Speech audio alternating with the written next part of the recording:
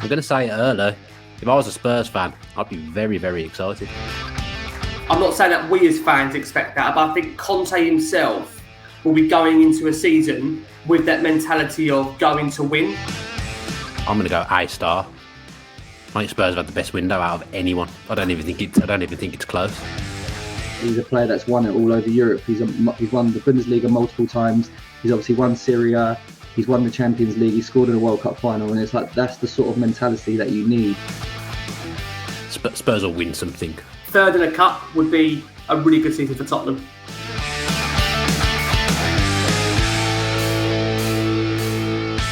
Hello, welcome back to the Edge of the Box podcast, a podcast by WhoScored.com. We've previewed Liverpool already, and now it's time for Tottenham Hotspur with Manchester City to come at the end of the week. And then, of course, we've got Chelsea, Arsenal and Manchester United being covered before the end of July. Josh is with me, as always, from Who Scored, and I'm delighted to welcome Ricky, who's creator and host of The Last Word on Spurs. Ricky, I'm going to say it early. If I was a Spurs fan, I'd be very, very excited. Yeah, good time to say it now in July rather than September or October. So, starters we need to go on. Been a really good summer so far. Yeah, and Josh, obviously, as we like to remind everyone every week, you are a Manchester United fan, kind of playing catch-up to all these teams, and Spurs were already better than Manchester United, and they've done some good business. Yeah, we previewed Liverpool, who obviously have done all their business, and now we're previewing Tottenham, who have pretty much done all their business, and Manchester United are still just trying to get any signing over the line as they can, but yeah, a bit demoralising. So we'll start like we did last week with the transfer window assessment grade. Big signing, Ricky, is Richarlison from Everton. Had a great end of the season for Everton, was a massive part of them staying up. An unbelievable player, works so hard, strikes me as a player who's just going to suit an Antonio Conte team down to the ground. Absolutely. Yeah, I mean, I think from my perspective, Spurs have found it always very hard to try and find an alternative striker that could play as that kind of backup to Harry Kane or alongside Harry Kane. And in Richarlison, they've got somebody that can not only become an alternative as a striker, but also cover those front three positions. So, he's got the opportunity there to, if Son is injured, Kulusevski's injured, Kane is missing, he's got the variation and ability to be able to cover all those front three. You add into that the fact that he has got a bit of devilment to his game, which Antonio Conte loves, and also the fact that he's Premier League proven, he's always scored goals. Yes, it's not been a significantly higher ratio amount of goals, but I think you put him Richarlison into a better team. Hopefully you'll see his output also improve as well. So really pleased by the signing. I think the fee itself, around the 50 million mark, tells you just the fact that Spurs aren't scared to already strengthen in an area of significant depth, which I think is unusual for Tottenham. They've always tried to find a backup to Harry Kane, a Vincent Janssen, a Fernando Llorente. This is almost a different kind of model they're going for. Somebody that is used to playing week in, week out, that's got to fit into playing a bit more of a rotation system by the fact the club are in the Champions League and the fact that obviously we've got a lot of domestic competitions that Spurs will hopefully go very far in. So, I think I'd say very pleased with the signing and fingers crossed he's got lots of goals in store for us. Josh, he's also, this shows how serious, well, we all know Antonio Conte is a serious manager, but it shows, Levy would mess around with previous managers. He's not messing around with Antonio Conte at all. It's not worth the risk. No, I think the signs that Antonio Conte gave regularly at the start of his time as Tottenham manager were pretty clear that if he doesn't get what he wants, he'll just leave and he doesn't care about doing that.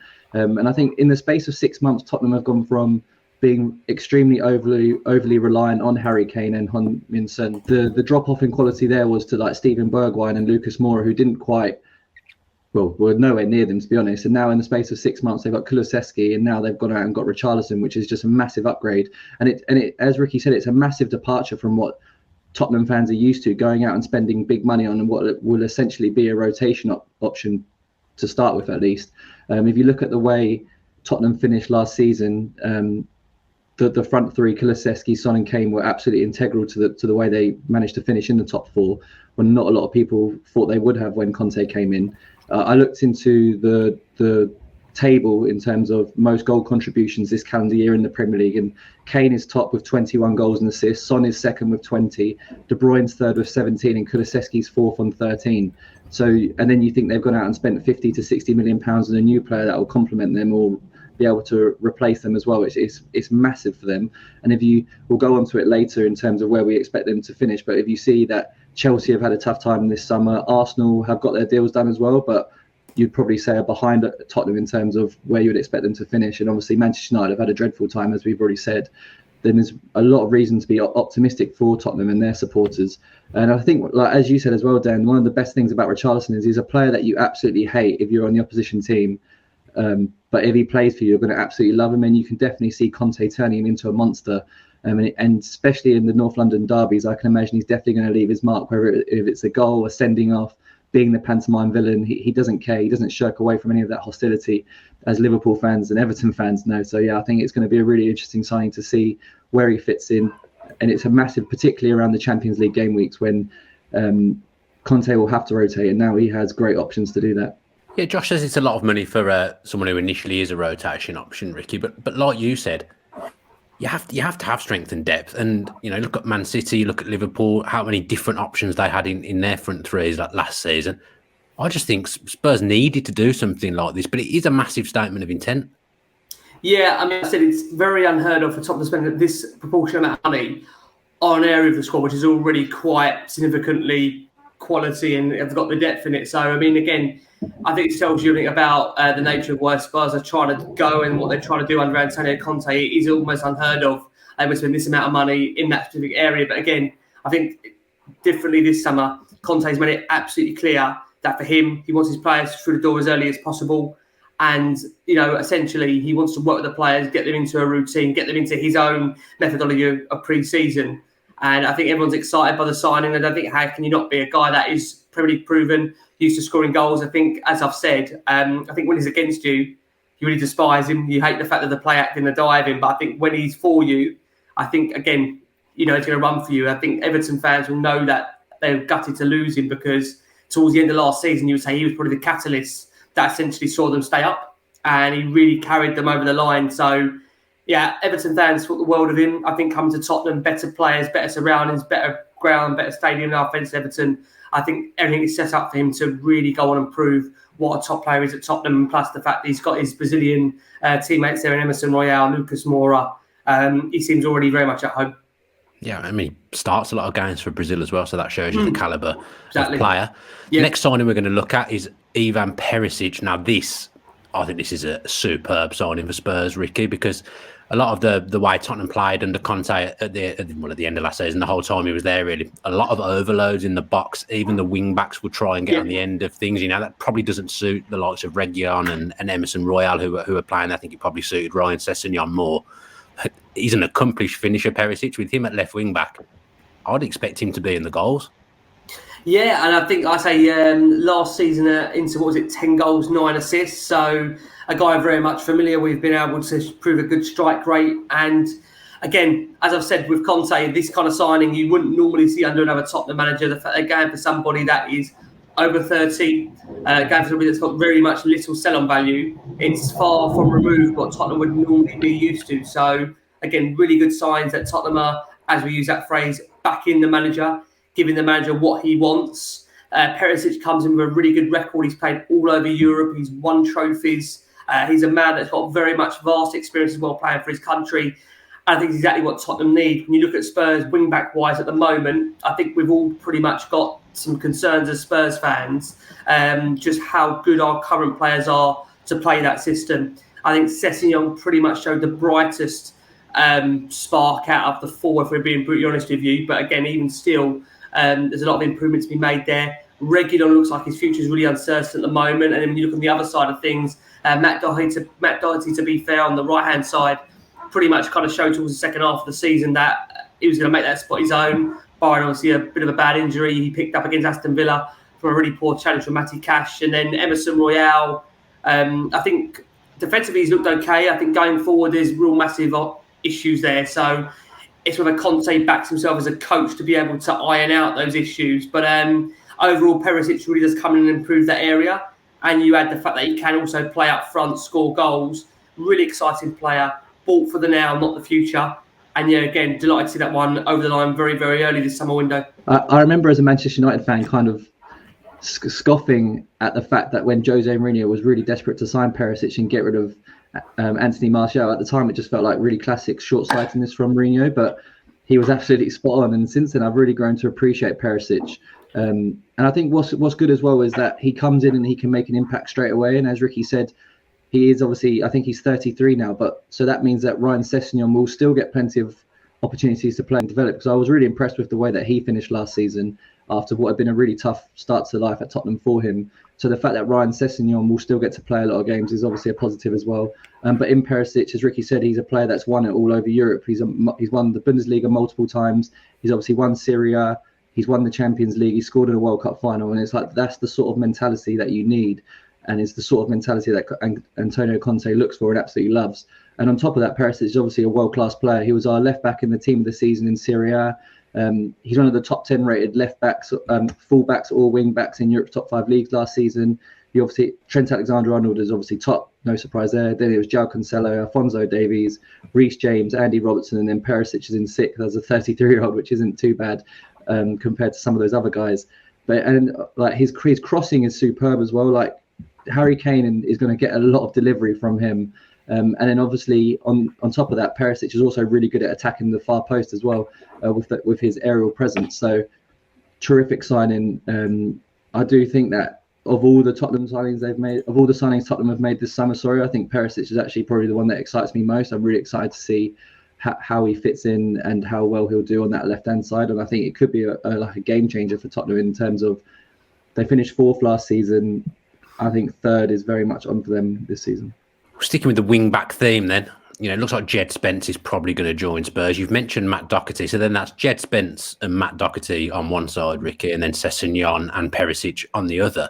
Again, just hark back to the depth and the different options to have. The Spurs side at points in my lifetime has picked itself. That's no longer the case. How much would you want Jed Spence to come through the door? Because he was an exciting player in the Championship last season. Yeah, it's interesting, Dan, because I'll be honest with you, I think when you look at the wing-backs at the moment, I mean, I do believe, like Josh said there, I think Ryan Sessegnon, given time and coaching, will improve.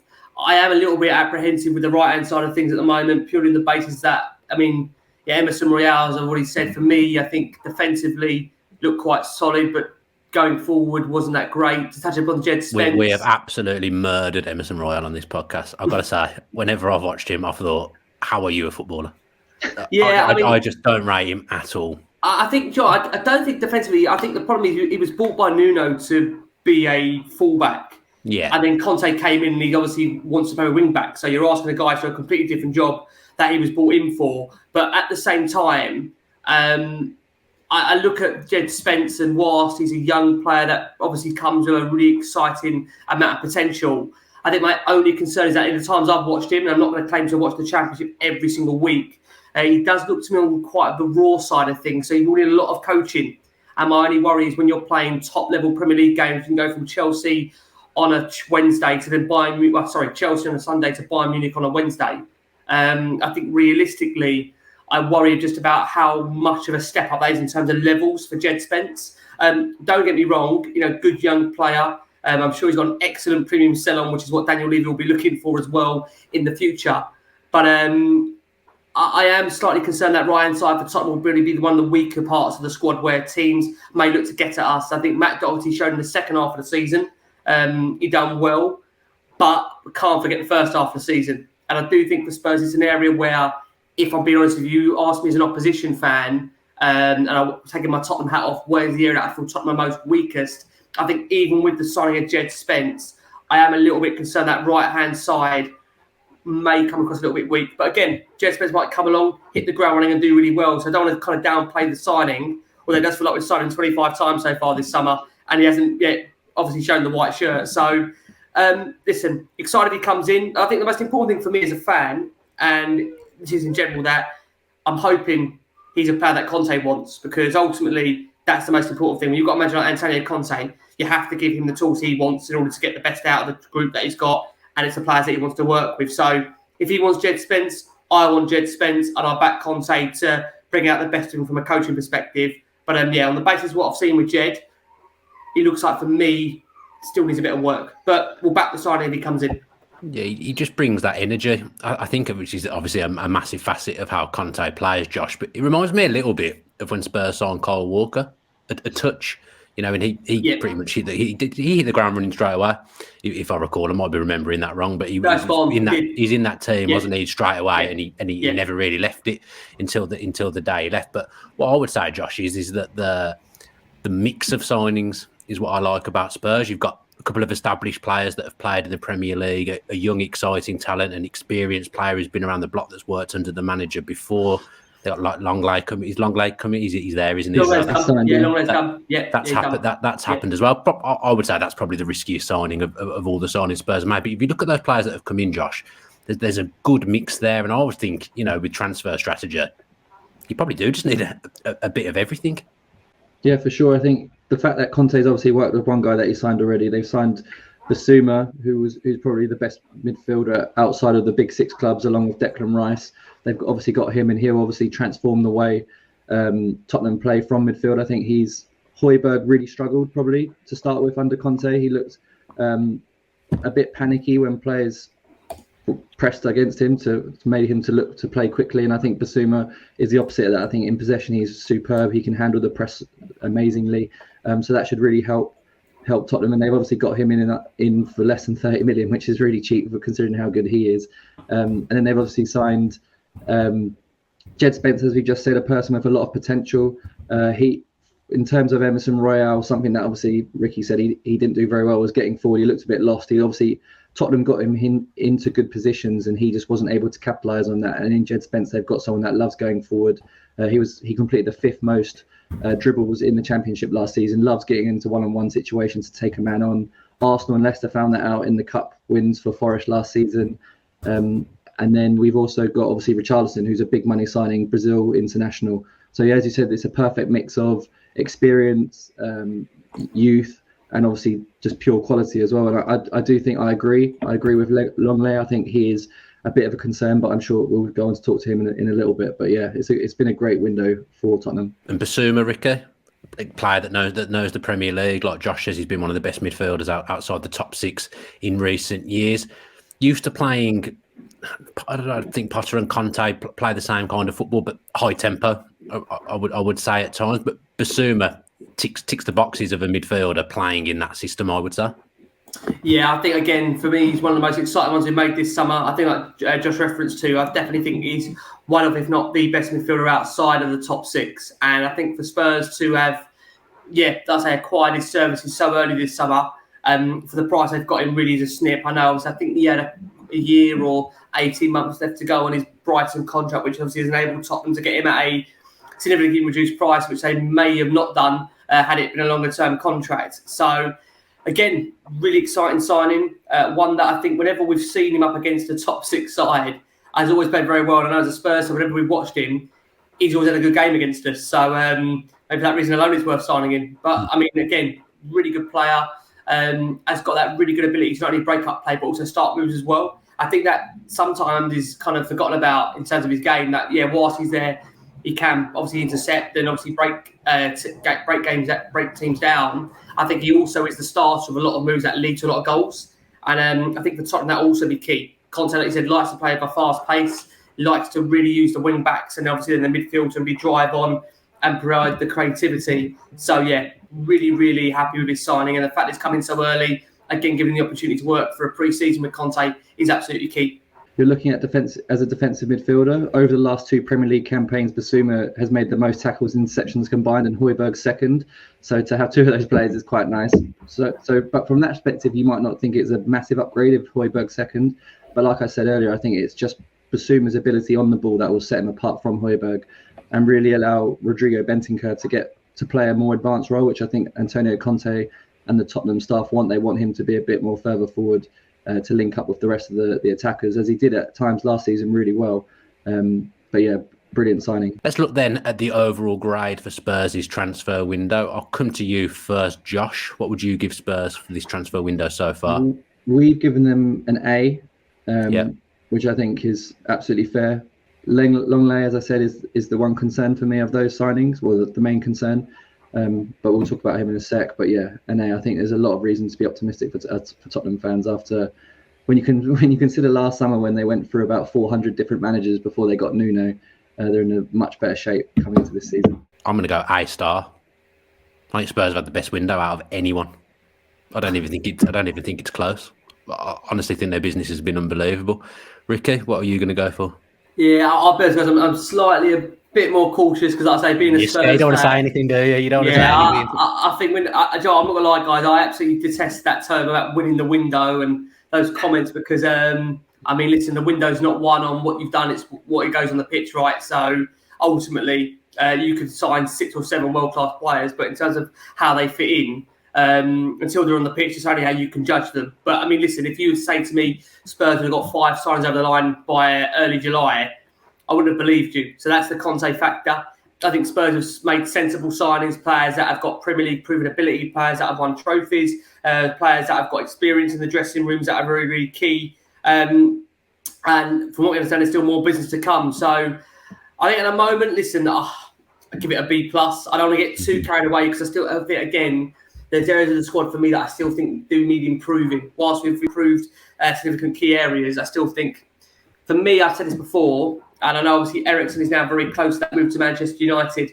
I think I am of the opinion that I know obviously that for Conte the creativity comes from the wing backs, but at the same time, I still think in those big games where you need, or even the games at home when you're facing the likes of Brentford at home, or dare I say, an Everton, you need someone to break a team down. I look at Spurs' midfield options there: Højbjerg, Bentancur, Skip, Basuma. No one really cries out as to being that lock picker, that's someone that can play that eye of the needle ball. And whilst, again, acknowledge that the fact Conte plays with wing backs and it was all about what the wing backs do, I still think it's nice to have a change up, a system, a different formation, and have somebody on the bench that has got that ability to, like I say, be able to pick a pass in those crucial moments. And that's why, for me, would have loved Eriksen to come back. I'm sure there's a story behind as to why he hasn't come back, but I still think Tottenham need a player of that magnitude on the bench, or someone that can in the squad affect those type of games. So for me, that's probably what I'm going to say B+. But again, I can't say that I'm stunned by Spurs' window so far, but don't want to go too overboard because of the fact that conscious there's still a lot of time to play out in the summer, and Spurs haven't got the most easiest start to the season either. I guess in that system there wasn't really a natural fit for Eriksen. You wouldn't really see him playing in a midfield too. I would get. And he would know that, wouldn't he? I think the thing is, though, again, going to Manchester United, are you guaranteed a game there every week? I mean, possibly, maybe you are, because I know a lot of fans of Bruno Fernandes are a little bit unsure. I'd fancy a game at Manchester United at the moment if I was there. I do think one thing I will say about United is I do think with Eriksen, a lot of people have underrated his ability for a long time. I think when you see him play for your club, I think you realise, my God, what a player we've got.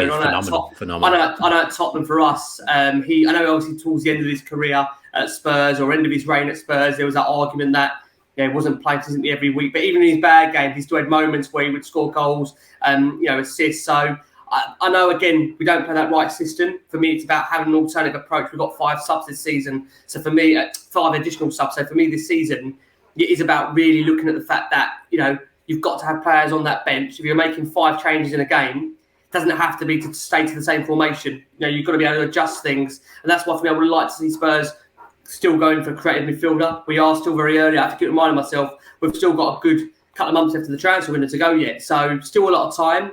I think that would give me a lot of confidence having a player of that ilk. Luis Paqueta from Lyon, a good player. But we'll have to wait and see. But so far, can't really complain. Greedy boy. I mean, you haven't lost anyone here. Conte's stayed, Kane stayed. You're right. Yeah, you're right. But I also think, Dan, I think that's also about ambition as well. I think you're right. It does come across a bit greedy. But I think, by the fact you've got Conte as your manager, you've got one of the best training grounds, one of the best stadiums in the world. You've got Harry Kane, you've got Heung-min Son, you've got Christian Romero in defence, you've got Hugo Lloris in goal. You've got Bentancur in midfield. You've got Basuma now to that. I do think there's a certain, not arrogance, but there's a certain now expectation amongst Spurs fans where for so long we've been trying to break into the top 4 and get back into the Champions League. But I think under Conte, when you look at his record, 5 out of the last 8, he's won the title. I'm not saying that we as fans expect that, but I think Conte himself will be going into a season with that mentality of going to win. And although that sounds very unlikely, I'm a Spurs fan, so I think realistically to get to 90 points is going to be very, very difficult. I'm going to be real about that. I think City, Liverpool at the moment are on a different level to the rest. And that's why I'm very keen to see that come the end of this season coming up, how far Spurs are off those teams. Because I think the interesting thing will be is that does Conte view this as a long-term project, or is it a fact that he just kind of views it as going into Tottenham to seeing if he can create the miracle? And that's why I'm really intrigued to see what the season brings. Let's look now at concerns. We'll start with the centre-back situation. So as we mentioned, Josh Longley has gone to Spurs. Is he the left-sided centre-back that suits Spurs? He is a left-sided centre-back, and he does suit the way that Conte wants to play. But I think what he's done there is they have definitely taken a shortcut in getting him. I think they were linked with Bastoni of Inter and Gvardiol, I believe his name is, of Leipzig, who I'm a massive fan of. But for whatever reason, that they just weren't available this summer, or certainly at this time in the summer. And I think, as we've alluded to many times already, Conte wanted his players in straight away to work with them through the summer. And I think that's why they've taken a shortcut and gone for him. But I mean, it's definitely a massive risk. His reputation was on the floor at Barcelona. He was our lowest rated centre-back in La Liga last season. And Barcelona only won 2 of the 7 league games that he started. So Conte is going to have to pick him up on the floor. But to be honest with you, you know how WhoScored do the weaknesses. Have you got his weaknesses in front of you? What were his weaknesses down as? I can get them up while I talk. But if there's any manager that can get a player to come back from not being very good at it, it's Antonio Conte. I mean, he done that with Victor Moses, and he did that with Giaccherini in the national team last season as well. He did it with Kulusevski and Bentancur. Obviously, not on the same scale. But they weren't in favour at Juventus, and they were struggling, and he got the best out of them pretty quickly. So you wouldn't back against Conte doing it with Longley. His weaknesses are discipline and concentration, which is probably a bit of a worry. But yeah, and also I said he was the lowest rated centre back last season, and the season before that he was the only player in Europe's top 5 leagues to have been sent off, score an own goal, concede a penalty, and also make an error that directly led to an opposition goal. So it's not been a great 2 seasons for him. But I think what Conte likes from that left-sided centre-back is either someone that can step forward with the ball into midfield and break through the lines, or someone that can just pass through it. And I think Longley is definitely the latter of that, someone that can pass through it. He was second behind Toni Kroos for passes per 90 in La Liga last season. So if he can get him back in some sort of rhythm and confidence, and that it could be a great signing, because Tottenham aren't committed to any permanent transfer. So if it goes wrong, and he goes back to Barcelona, that's absolutely fine. And the back three will probably work out quite well for Longley. He isn't very fast, but obviously in a back three, you obviously have more defenders that can cover you. So that should work out quite well. But I do agree it is a concern. They have taken a shortcut there. And he has to take Ben Davies' place. I don't think many Tottenham fans would have thought Ben Davies would be one of the first names on the team sheet under Antonio Conte. He featured in the second most amount of games, I think, under Conte, behind Lloris and Kane. I don't think many people thought that, and he performed really well. He was pretty solid. Yeah, he was really good. So he's not going to come in straight away, I imagine, because he hasn't had a lot of football in recent times. But it could work out to be a good signing. If it doesn't, that's okay, I guess. But it is still a concern, and maybe might hold them back at times this season. Ricky, Josh mentioned it there about the back three. I actually think the opposite. I think if you're playing on the outside of a back three, you sometimes find yourself in positions where you don't want to be out wide, and that would concern me a little bit with Longley. Conte really likes him and has been a fan of him. So, again, whilst we share those concerns, I think the key is that I think it's widely known Spurs' top target this summer from that left-sided centre-back role was Bastoni. That's the one they really, really wanted. But the fact that if Tottenham were given an indication from Inter that he was open to be able to let go and the player wanted to join, I think we've seen with Tottenham in the past that going for players that aren't necessarily sold on the move has come back to haunt them. And I'm not saying Ndombele and Lo Celso are in that bracket, but when you've spent on them the best part of over 100 million, and Bastoni was probably going to be the highest amount of money going towards that player around the 65 million mark, I think you have to make sure the player wants to join you. So I think the key for Longley is the reason why it works well for him is that he needs regular football. It's a World Cup year. Spurs need to get themselves a left-sided centre-back, a player that's got a point to prove. I think, like I say, if he would have heard the stats that Josh was rating out there as a player, I would be really motivated to want to prove a lot of them wrong. But having said that, an own goal and a red card sounds like it'll fit really well in at Tottenham. So all joking aside, I think you have to look at the fact that in his earlier part of his career, he was really highly rated as a player. And I don't think you become a bad player overnight. Players lose confidence very, very fast. So I think under Conte, as Conte has shown since he's come through the door at Tottenham, he's improved 99.99% of the players. And if I'm Longley, then I have got the ultimate belief Conte will do the same for my game too. So I think it's a really exciting signing for Tottenham. Again, a player that comes from Barcelona. I don't think you get moved to Barcelona if you're a bad player. So there's a point to prove there, and that could really suit Tottenham well. Ricky, is Lloris a concern? Except for when he's playing at Villa Park when he has the absolute game of his life. But overall, is Lloris a little bit of a concern? Because a lot of times I watch Spurs and he looks a little bit shaky distribution-wise when he's put under pressure. I feel like I've seen him pass the ball out for a corner quite a lot of time when Spurs are playing at the back. Is Lloris a concern for Spurs or not? Well, I've just handed him a new 2-year contract midway through the season. I think on Lloris, the reality is that, how can I put this? If his distribution was as good as his shot saving, I don't think he would be at Tottenham, and that's me being real. I think, he'd be up there amongst for me, he's still one of the best goalkeepers in the world. He's not the best because I think the distribution is what lets him down. I'm actually quite surprised, and a lot of people say this on our show as well, that Conte has maybe decided to stick with Lloris and not look to find a goalkeeper that has got a bit more intuitive ability to be able to play out from the back a bit more, because Lloris does tend to go long rather than play out from the back. And I think it's his natural game. But having said that, I think the captain mentality that he brings to that dressing room is very, very important. He's a vocal leader. He's been around that camp for a very, very long time. And he gets on with a lot of the players. A lot of players respect him. He has won the World Cup. He's a vastly experienced player for his country. So if I'm being honest with you, there are parts of his game that are concerning, but I wouldn't put him in the bracket as being an overall concern. I think Spurs have got a lot more areas to address before they look at the goalkeeper, if I'm being honest with you at the moment. Maybe I'm just bitter about that game because he made about 50 saves in the first half and it stuck with me and it hurt my feelings greatly. Josh, I don't know whether this could have been done because I don't know whether it was already tied up with West Ham. We should probably ask Julien Laurens because he knows every goalkeeper in the world, it seems, when he's been on this podcast. But someone like Areola, I think, would have been a decent signing for Spurs. Maybe not to come in and play straight away, but I feel like he would have been someone that would have ticked a lot of boxes. Yeah, maybe, yeah. I think maybe as well that further emphasises why Conte was keen to get in a left-sided centre-back, someone that's comfortable on the ball. Because, I mean, Romero is very comfortable on the ball. But beyond that, you probably haven't got too many others like in that sort of calibre of player. And I guess that's why he wants to get a left-sided centre-back in as early as possible, really, so he can try and work on that and improve. So Lloris doesn't have to do too many outrageous passes. If he can just shift it over to at least 2 of the 3 centre backs that can pass the ball, I think maybe that's the direction that they've gone down, just to try and to as a shortcut really to that problem. Let's look now at what we think Spurs' best 11 is going to be. We'll assume that Jed Spence is going to go through the door for this. So I will assume that you two will agree with me that the goalkeeper, back 3 and wing backs is pretty safe picks.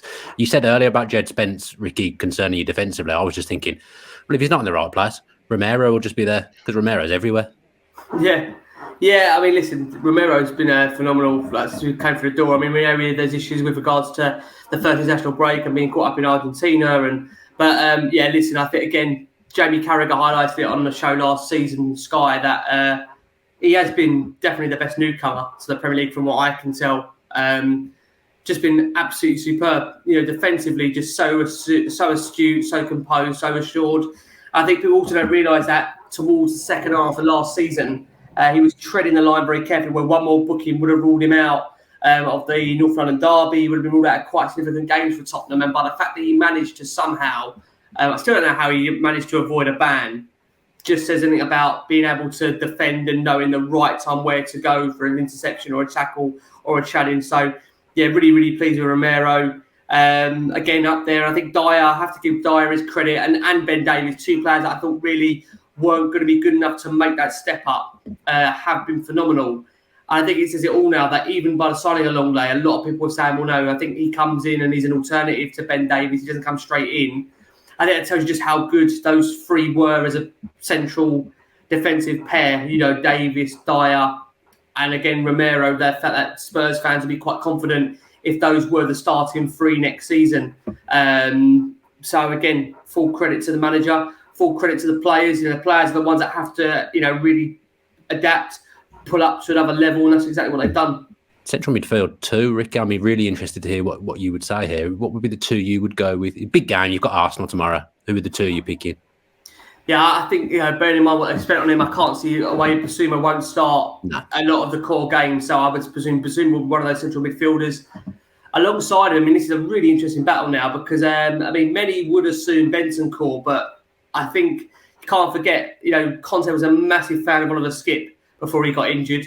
And Højbjerg is one of those trusted lieutenants in that dressing room. So lots of options there. I think you're asking me to pick my team for tomorrow and we've got Arsenal. I think I would probably go with Bentancur and I would go with Basuma. I think there's a nice variation there. I think Basuma's got that ability to break up play and then free Bentancur, or ideally, like I say, either the other option, Bentancur can free Basuma. But really interesting to see, how we do play on that. Because I think many just assume, it's going to be a straight pick between the two. But he's got 4 players there that, he's shown, apart from Basuma, obviously wasn't with us at the time, those other 3 played for consistent parts of last season. So I'll be very interested to see what Spurs do. Again, it just shows the depth they've got in that area now where Conte wants a squad, not an 11 that can actually compete. And that's the same with the forward line as well now, because, again, people will just think he's spending 50 million on Richarlison. He's going to go straight in. But I think, again, by how good Kulusevski was from January onwards, the same as Bentancur, and the way Kane and Son were for middle last season, and obviously are now the top highest scorers duo for the Premier League, it's going to be really interesting to see how Conte plays that. I'll just run through the Who Scored team from back to front quickly. We've got Lloris in goal, Romero, Dyer, and we've got Davies as the third centre back just because Longley basically didn't play enough games. Well, he did play some games last season, but his rating was the lowest, as I said, in La Liga. We've got Jed Spence, assuming that his transfer goes through, Perisic on the left, and we've actually got Bentancur and Højbjerg as our pairing. Højbjerg, I think, does deserve massive credit for the way that he kicked on under Conte. Because like I said, I did think he was struggling to begin with. So Basuma just misses out, but if I was to pick a team, I would have Basuma in there. And then the front 3, there's no Richarlison. Obviously, he was great for Everton, but it was a tough season for Everton. And Kulusevski, Son and Kane were just outrageous, especially in the second half of last season. So that's our actual 11 and 4. Mine doesn't have Kulusevski in, but I've got to say that I got him in early in fantasy football last season, and he was an absolute godsend for my team. But I just think Richarlison's going to suit Conte down to the ground. Yeah, it's really interesting, Dan. Even like Josh is there, I still think by how formidable Kulusevski, Kane and Son were, I don't know how you can just break up that trio. I think at one point they had the highest goals to assist ratio in Europe at one point, the 3 of them. And listen, I'm not downplaying the sign of Richarlison, because exactly what Tottenham do need.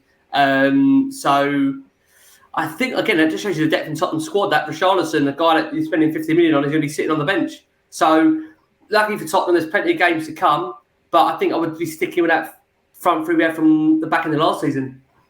They'll start the first game anyway, won't they? Because I think Richarlison's suspended for the first game. Yeah, Richarlison's got a ban, so you'd imagine, like I say, it's they will definitely start that front 3. So at least Conte hasn't got a headache for that game, but moving forward, it might be a bit of a headache, but that's exactly what you want as a manager. You want players that are going to push you, they're going to drive you, they're going to make your hard decisions. And because ultimately, the harder squad you've got to pick from, like Pep has, the more quality you've got in abundance going to bring off the bench. And you can't I think you can't forget the fact, having now been able to change 5 players in one match, that's going to change, I think, everything now. I think a lot of the top teams with the top managers will be using that to their absolute significance. This is why I think you're looking at the likes of City, Liverpool, Spurs, United to some degree.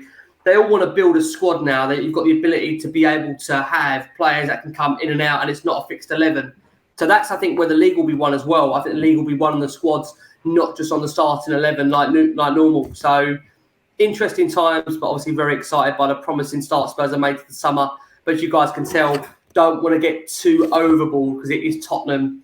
And having, 30 years experience, guys, not to give my age away too much, it can all go wrong very quickly. So enjoying it whilst we can. Let's now all pick one player to watch for the upcoming season for Tottenham Hotspur. Ricky, I'll come to you first.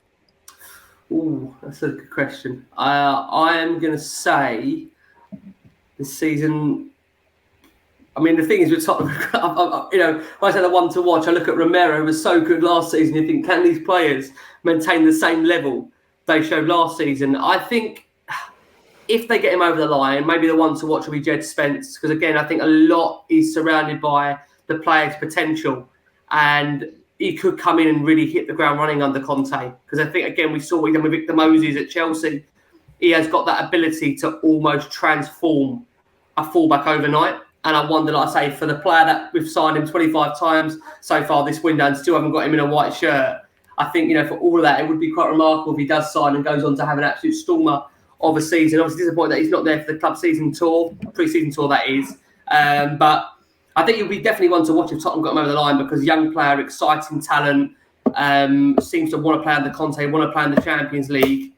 And yeah, I think that'll be my one to watch, purely because I feel like all the rest of the players, they've all had their moments in different parts of last season. I can't really say Harry Kane's one to watch because his goals are incredible. Son, again, the same. Romero, the same. Bentancur was really good last season. Kulusevski was really good. Lloris has been really good. So I have to think out of the box slightly. Let's go for Jed Spence. That ruins what I was going to do, because I was going to say Harry Kane, just because I think his first half of the season last season was so quiet, and his standard, they did drop until Conte came through the door. But Kane is one of my favourite players to watch in football. The way he drops deep, the reason I love him is his passing range, his distribution, he's unbelievable. Yeah. So I think with a full season under Conte, you're going to see him smash the amount of goals that he scored last season, Harry Kane. Josh, who have you plumped for? I've gone big on Perisic already in this show, but I'm actually going to go for Ryan Sessegnon as my one to watch, just purely because of the way he managed to turn around his Tottenham career at the end of last season. And as I said, Perisic is 33. He's not going to be able to play every game.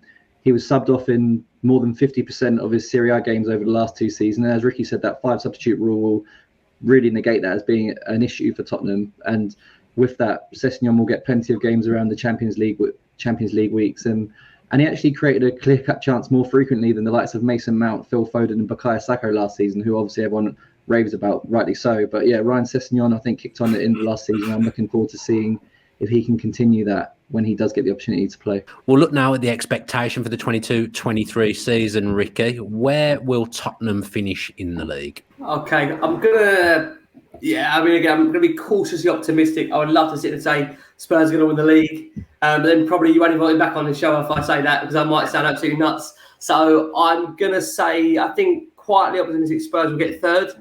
I think when I look at this season, the teams around us, United are in transition, Chelsea in transition with a new owner. Really, I know they've got the manager still there. But apart from that, really, Arsenal, as much as I love their fans, the fact that they're getting carried away by these players that are yet to even play in the Premier League. I mean, Jesus is a good striker, but they've got a lot more work to do to catch up. I would honestly say at the moment, I think Spurs have got a great chance of third. I think at the moment, Liverpool and Chelsea, Liverpool and City, as I've said before, I just think to accumulate those 90 points so consistently, it's a very, very hard thing to do. I just don't think you just do it over the course of one season, over 8 or 9 months. These two teams have done it consistently, week in, week out. The managers have been there for quite a longer time. They've got squads that have been there, done it, won it.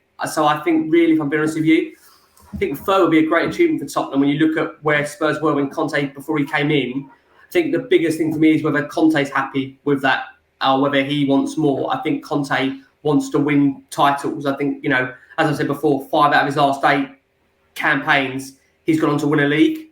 And that's my concern a little bit. I just wonder whether him mentally, that's enough. Is that enough with alongside a domestic cup? I don't know. But I would say quietly confident a third if Spurs keep the majority of their players fit for the season.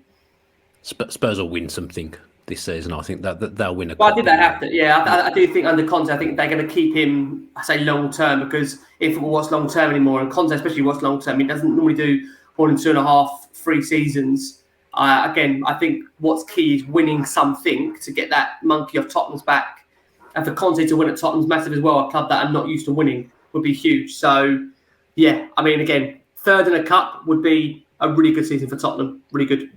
Yeah, and getting closer to Liverpool and Man City, closer than they were last season. I think that's achievable. I'll let you into a little secret. I have had a bet on Spurs to win the league, not because I think they will win the league, because of each way. I don't think second's impossible for Spurs this season. Is that in replacement of Liverpool? Possibly, yeah. I think it's all to play for, guys. It really is. But I think, realistically, third at the moment is probably being optimistic with a cup, which would be nice. Josh? I think third as well. I think Tottenham were the third best team in the Premier League when Conte came in terms of points won. Son and Kane are probably the best partnership the Premier League's ever seen. They've kept them. Conte is one of the best coaches in the world. They've kept him. Chelsea have had a tough summer to now. Manchester United have had a dreadful summer to now.